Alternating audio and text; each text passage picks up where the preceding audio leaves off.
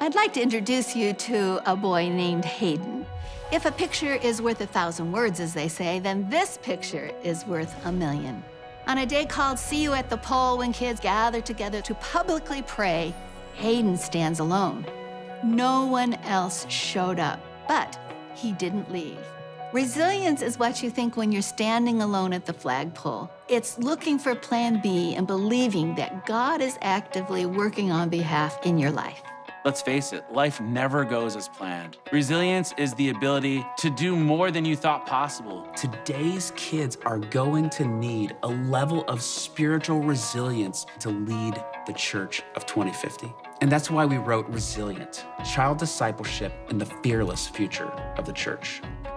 We're looking especially at resilience with a long view, through the lens of 2050, when today's children will be adults. As new research continues to show, the cultural gap between secularism and the church will continue to widen. What will this mean for the Christ follower in 2050? Will we be exclaiming with wonder over our children, like, you did everything we ever taught you, everything we'd ever hoped you would do? Or will we mourn over empty churches and regret that we could have done more? Resilience is learned. It's not automatic, and it comes through discipline and identities built in Christ. A new conversation around resilient disciples is emerging, and we strongly believe that child discipleship is the most crucial conversation impacting the future of faith. We must pursue the discipleship of today's kids with resilience as a goal.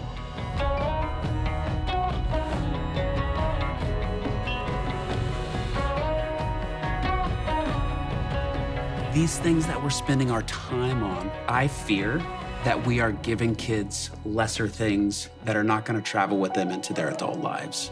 Are we preparing today's kids to lead the church and influence the culture in 2050?